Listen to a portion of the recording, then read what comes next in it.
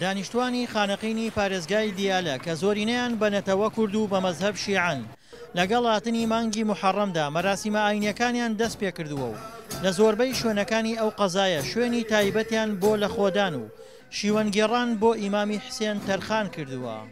بە خۆمان بە ماڵمان بە مناڵمان هەمومان فیدای ئیمام حوسێنین، کورد خانەقینین، هەموو ساڵ ئێمەوە حاڵمانە بۆ ئیمام حوسێن. لە مەراسیمی ئاینی شیعەکاندا لە پاڵ پیاواندا ژن و منداڵیش بەشداری شیوەنگێڕانیان دەکرد، هەروەک دەوروبەری ئەو شوێنانەش کە مەراسیمیان تێدا ئەنجام دەدرا بەهێزی ئەمنی تەنرابوون بەهۆی ئەوەی لە ساڵانی ڕابردوودا گروپە تونڕەوەکان چەند جارێک خۆکوژیان ڕەوانەی ناو مەراسیمەکان کردووە.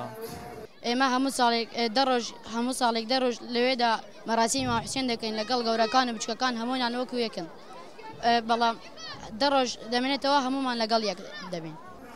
شیعەکانی خانەقین جەخت لەسەر ئەوە دەکەنەوە شیعەبوون وای لێ نەکردوون ئینتیمانەتەوەیەکەیان لەبیر بکەن. ئێمە وەکو خانەقین وەکو کورد پێغەمبەر صلی الله عليه ئەڵێ من لا وطن له لا دين له، يعني سەرەتا وەطن ئەیجار دین. ئێمە وەکو کورد کوردین، وەکو شیعە مەزهبین، بەس هەموو ساڵێک خانەقین بە تایبەت کورد عەرەب سونە شیعە تورک کاکەی هەمومان پێکەوە لە ڕێگەی ئیمام حوسێن ڕێیەکەین، وەکو کورد کوردین، وەکو شیعە مەزهبین. والله خەڵک خانەقین و تەفریقە نازانن، حەقیقەتەن یەن با سەریح بشینێ. ئێمە کاتی بچووک مناڵ بیم لە سەنەی 60ەوە ئەی خەڵقا گشتی شیعە و سنی و کاکەی و مەسیح و گشتی ڕای ئیمام حوسێن بوو، ئەی تەفریقە نەبوو ئەبەدەن.